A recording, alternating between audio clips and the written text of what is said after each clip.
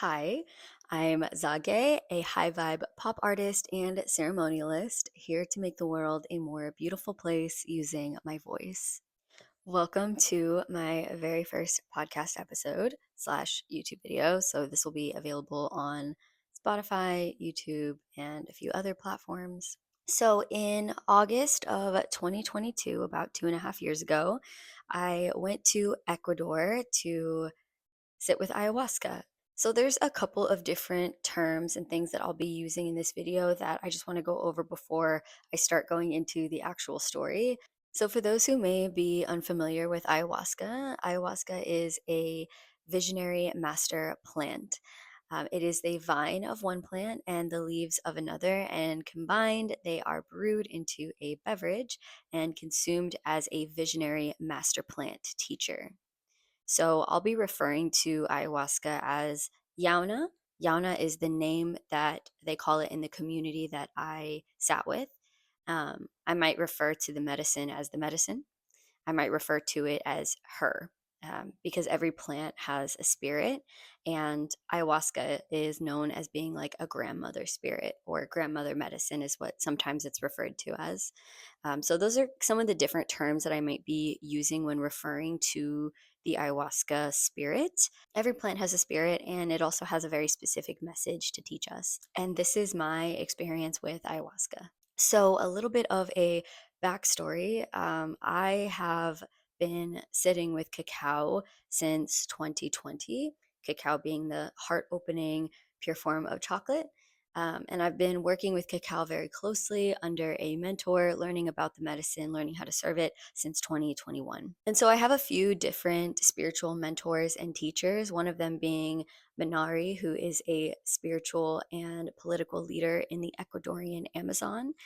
The community that he is from is the Sapara community. So that is where I went into the Ecuadorian Amazon to sit with this medicine.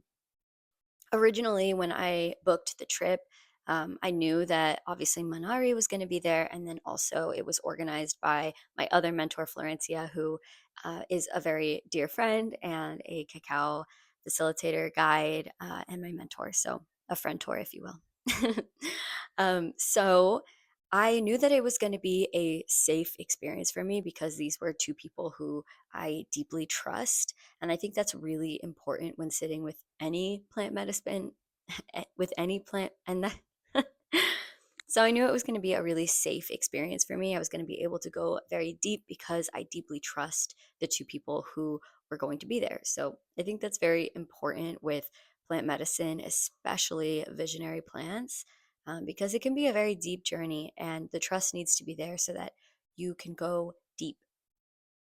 So, originally, when I booked the trip, I wanted to ask the medicine, how can I live my purpose and walk my path? And I was just really unclear about like my future and how it was going to unfold. And that was the intention that I had when I originally had booked the trip. However, 3 weeks before I went on the trip, I went through a very traumatic breakup where the rug really felt like it was pulled out from underneath me. Um, there were no signs. There was no prior communication. It was kind of just like a very quick, this is done, which was very, very hard. And I really struggled in those first 3 weeks, especially. So when I went to the jungle, of course, the thing that I wanted to ask the medicine was, how can I heal my heart? I wanted clarity on the situation, and that was the intention that I ended up having. So originally, when I booked the trip, it was not that. But then after that happened, of course, that is what my heart really needed. And the medicine that I really needed at the time was that understanding, that acceptance. And yeah, so healing my heart ended up being like the main intention. So, like, how to deal with heartbreak, right? So, I went to the jungle, and was there for about 4 days before we sat with the medicine. So, with the Sapara Nation, a part of the journey is the whole week of preparation beforehand. So, when we arrived, we were working with tobacco, we were doing cleanses every day. we were journaling, we were interpreting our dreams. It was a very beautiful process of just really getting clear on like what we wanted to gain from the experience and like what the intention was. When it comes to sitting with these master plants, it's very important to have an intention going into it, because they're teachers, and it's a beautiful opportunity to learn more about yourself, to get clear about any questions that you might have in your life, and heal ultimately is what they're here to help us with. So, um, spent that whole week connecting with my intention of like how to heal my heart and processing my grief and dealing with that. At that point in time, the relationship had been about like a little bit over 5 years. It was a marriage. So 5 years of marriage, and a little over that, probably like 5.5. But anyway, who's counting, right? So we were married for like 5.5 years. So it was a very difficult thing to try to let go of. I definitely wasn't ready to let go, but I was hoping that like the medicine could like give me more answers and clarity on like how to do that and like why it was happening. Why honestly was like the main question that kept coming up for me over and over again, because like I said, it did really feel like the rug was pulled out from underneath me. So I just didn't understand why it was happening. So the day comes where it's time to sit with medicine, and part of the preparation was a very long hike through the jungle. So this is for the purpose of getting your body really tired, because when you have these plant medicine ceremonies, at least with the Sapara community who I sat with, this experience was all laying down, seated partially, but mostly laying down. So it was really important that we got all of that energy out. So we went on a really, really long hike through the jungle. We were like exploring around and like looking at all these different plants, and it was really cool to like learn about I love plants, so it was really cool to learn about the plants. And one of the plants that we learned about was this huge tree, and I saw a couple of these trees during our hike, and I was just absolutely enamored by them. They're huge. They almost looked like there was like another tree wrapping around it, and it was just like really beautiful. So I was asking about that tree, and Minari stopped us at one of those trees. We look up and we see that there's like vines growing down from the branches of one tree. And so he explained to us that there are actually two different trees. So one of the trees is like the host, and then the other tree is in the grows down. So like a seed will get stuck in a branch and then it'll grow down, and it will wrap itself around the host tree, and eventually the center tree dies. So it uses the host tree, the center tree, as a support system, and then it eventually kills the center tree, which was very dark to learn. And I was like, "Whoa, that's crazy." Didn't think much of it at the time, and then we finish our hike. um, the sun is starting to set, the frogs are starting to sing, and my stomach was turning. I felt so nervous, and it wasn't nervous like I was afraid of myself or anything like that. I wasn't like afraid of the experience. I was just so heartbroken still, and I felt like I like maybe wasn't ready to hear some hard truths. And so I was very nervous. And so we sit down in the circle, and the elders are there, and they serve each one of us the amount that we need. So the elders are sitting down. We come up to the elders one at a time. They have a quick conversation, analyze our spirit, and then give us the amount that our spirit needs. And I had a big cup.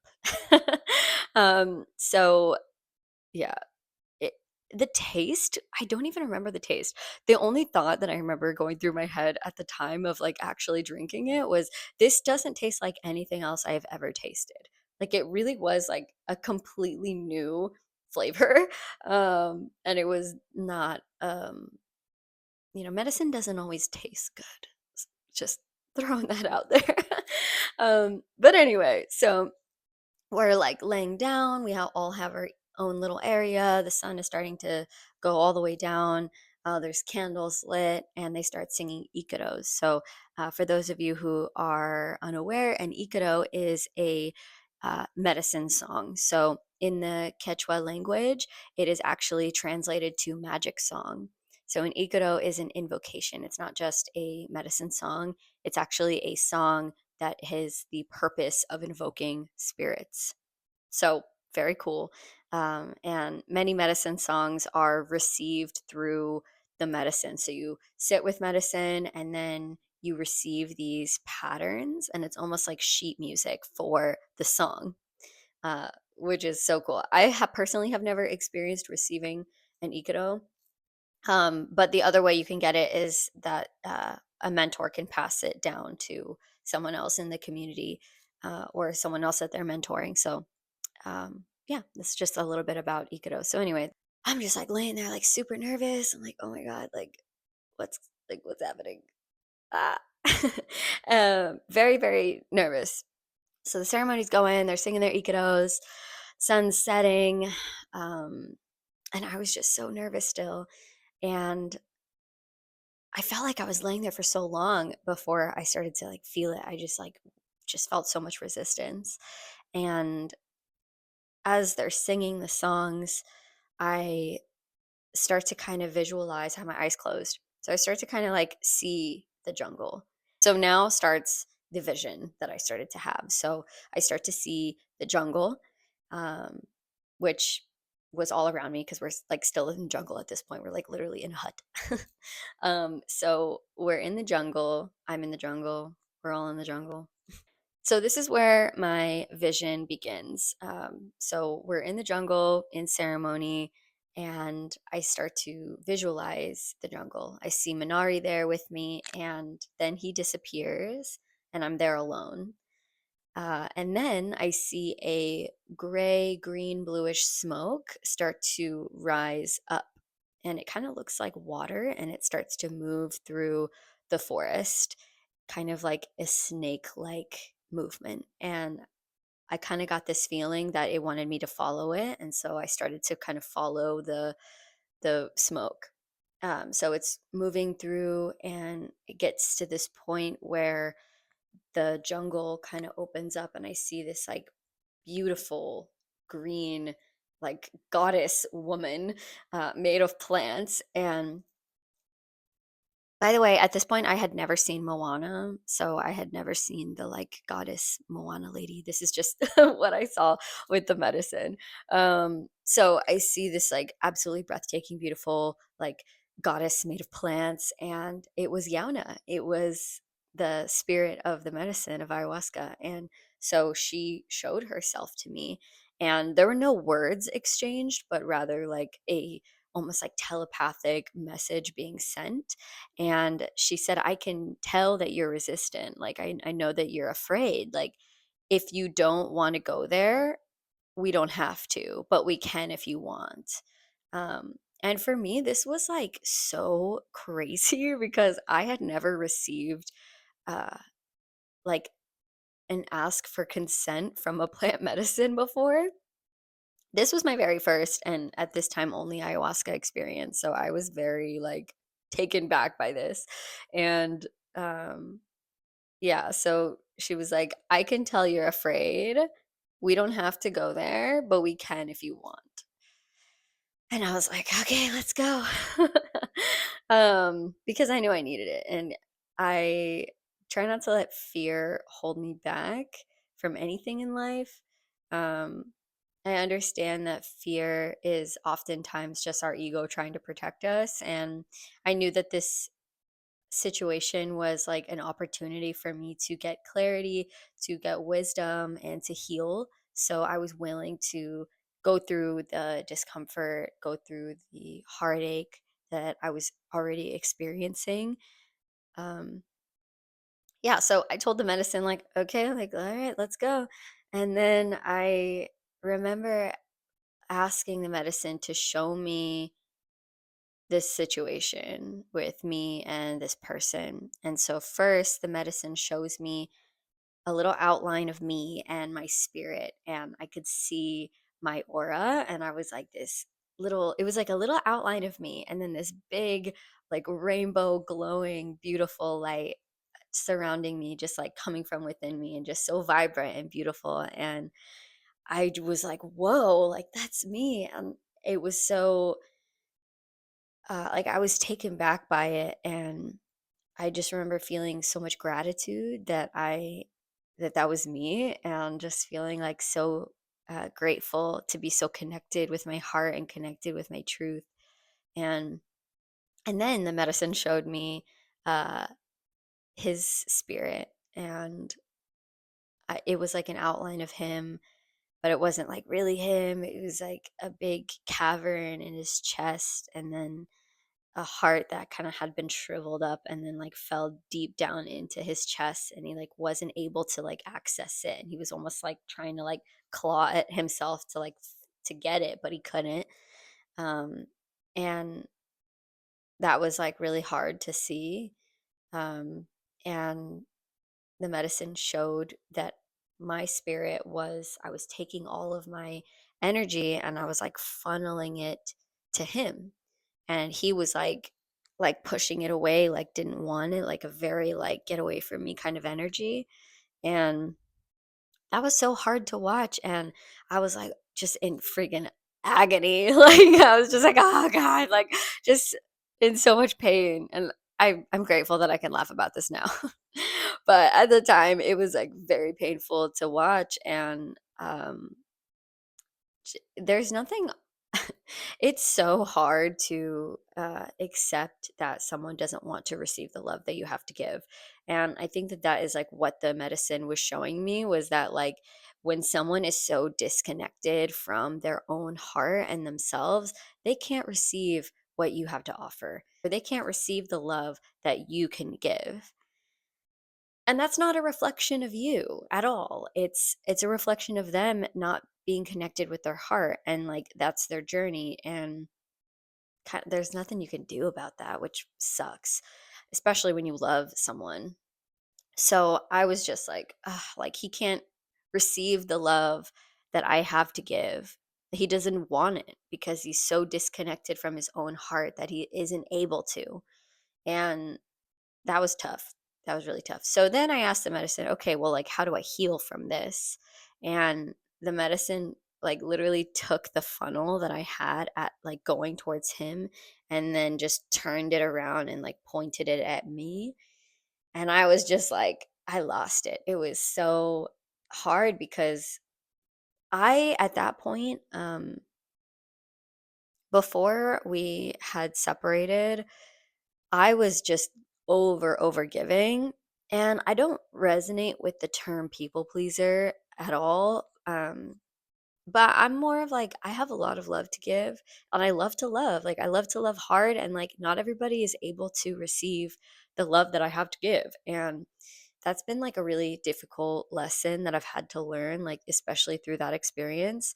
Um so the medicine basically told me to love yourself first. The medicine showed me that I was funneling all of this loving, beautiful light energy at somebody who couldn't receive it. And when I asked how to heal from it, it turned it around and said, give yourself the love and the nurturing that you give to them. Give that to yourself, and you will heal your heart. And it was it's so simple yet so profound. So basically, the medicine told me to nurture and love myself the way that I nurtured and loved him, and that it would let me thrive. And I actually wrote down in my journal, let's see, what exactly did it say? Um, okay, so the medicine said, nurture and love yourself the way you do him and watch yourself flourish. He needs to find himself. I asked if it would be possible for us to resolve it with therapy, and Yauna showed me a train crashing and burning. I can't make this up. Um, yeah, so I don't have any words. I had a lot of other visions, and honestly, like, I was just still in so much agony about the information that I had received, because I wasn't ready to let go, like I said. I wasn't prepared to let go. I was still very attached, and during that trip, I had accepted that it was the most beautiful love that I had ever experienced, and I wasn't ready to let that go. So it was really a hard lesson, and but yet I'm so grateful. While that was a very difficult experience, I am very grateful for it because it allowed me to gain clarity on the situation. It seems like such a simple answer, like love yourself and everything will be okay, like heal your heart by loving yourself. But um, it was like really the what I needed to hear because I had spread myself so thin. I thought that if I love him harder, then he'll love me the way that I deserve to be loved. And that just wasn't true. And it was really freaking hard, but I'm super grateful that I had the opportunity to sit with Yana, to sit with the medicine and connect with that answer because that's what I really needed to hear. And it wasn't easy to hear at all, but it was what I needed. And I'm very grateful for that. Okay, actually, it's so funny. So during the hike earlier in the day, um, they have these like really like fat grubs. They're like these like fat worms that like ugh, they're super gross looking, but um, they eat them in the Amazon, like eat them. They cook them sometimes, but they also eat them raw. So while we were hiking, they were like, "Oh, I got a surprise," and they like left for a while. Like Minari and his brother like left for a while, and then they just like reappeared and had like a leaf full of these grubs, and we're all just like, "Oh my god!" And they're like trying to get us to eat them, and I'm vegan, so I was like, "No, like I'm good." But then they saved them the next morning. The next morning, we, like, go and sit at the table for breakfast, and everyone's just quiet, like, low-key traumatized from the night before, and, they just put down the plate of the cooked grubs, and literally everyone was like, it was so funny. Oh my god, oh, there was he was the other thing that was, like, kind of, like, funny about the ayahuasca experience is that, like, after I had, like, gone through that deep process, like, Florencia literally, like, came over to me and was like, "Are you hey, how are you feeling the medicine? Like, are you feeling the medicine?" And I it's, like, so comedic because I literally was just like, "Oh god," like, in so much agony, like, I had just gone through, like, such a deep process. She's just like, "How's the medicine?" Like, and then, I was just like, "Oh." And, I don't even think I said any, like, real words at that point. I was just, like, in so much agony, and, I'm, like, laughing because what are you gonna do, right? Like, you just laugh about it, and it'll be fine.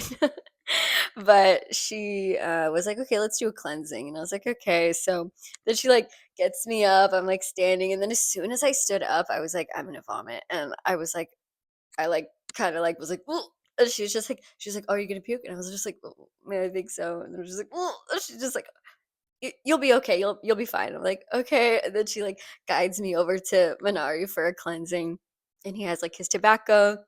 He's, like, getting ready to cleanse me, and then I was just like and then I got up, and I just, like, took off running to, like, throw up off the edge of the, like, hut that we were on, and it was just, like, funny because Florencia, like, gets up and, like, runs after me because, like, what are you gonna do? Somebody's on medicine, they just get up and, like, start running, like, I'm sorry. Like, it was yeah, but I wasn't, like, running into the jungle, I was just, like, going to, like, throw up off the side because I didn't wanna, like, throw up on the shaman, like, that would be terrible, but anyway, I threw up, and then I felt better after, and, what's kind of funny is that, like, I had a little bit of a headache, during like, right before the ceremony started because we had been, like, hiking all day, and I was probably a little bit dehydrated, and I asked Florencia if I could take, like, an Advil, and she gave me, like, a little, like, a peppermint, drop instead, and so when I threw up, it tasted like peppermint, which was a nice surprise.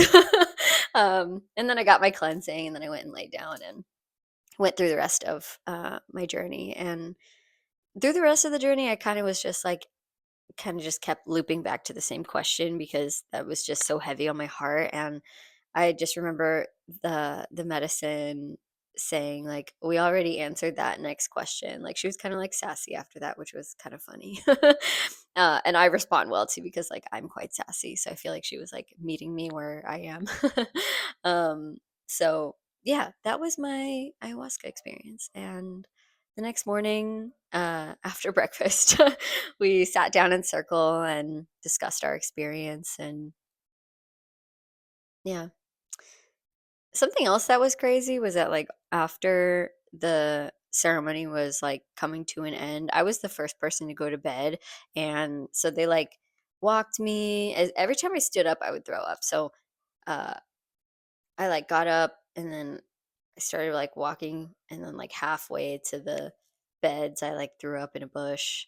And everyone was throwing up, and it was like low-key kind of scary, like listening to everybody because everyone was like, like it was like so intense. And like it just I don't know. For me, I'm like a very like auditory sensitive person. Like sounds matter. Like I'm literally like I do sound healing. Like that's a really big part of my life, and the music in the world is like really important to me. Like it really is like the background of like it sets the tone, right? So then there's just like all these people puking, and it was like kind of scary.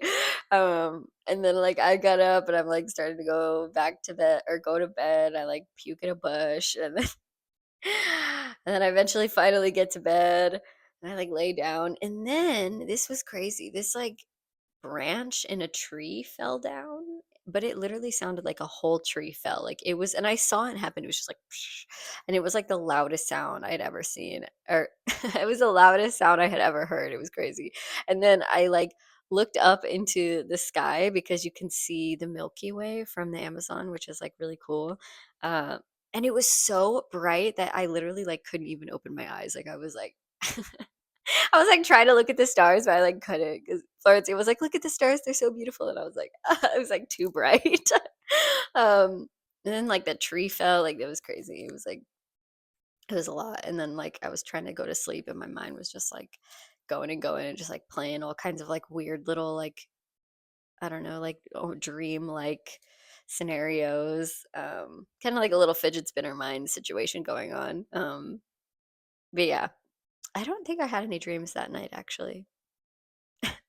But yeah, that was I think I'm complete with my share. That was my ayahuasca experience. It was very healing. It was not what I wanted to hear, but it definitely was what I needed.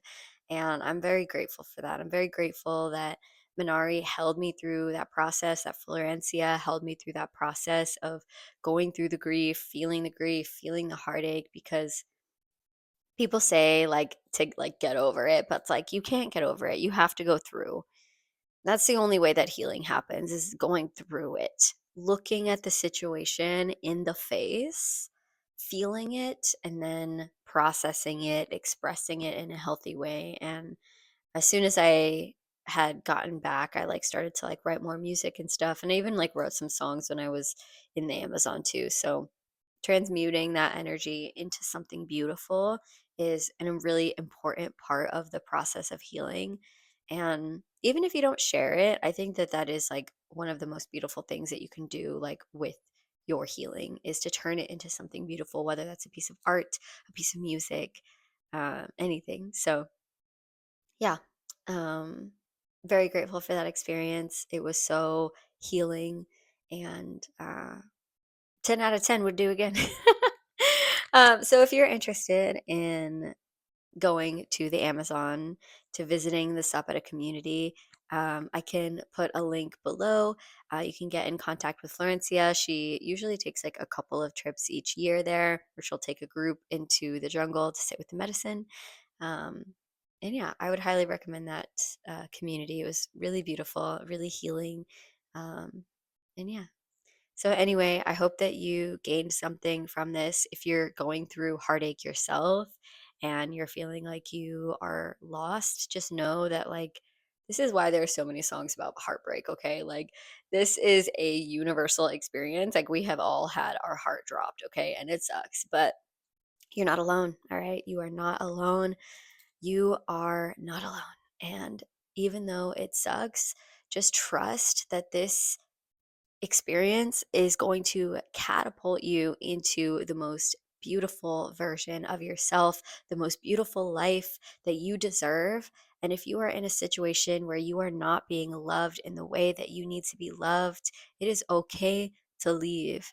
It's okay to communicate and to resolve it too. But it's okay to step away from something that isn't in alignment with your highest good and lovingly release it.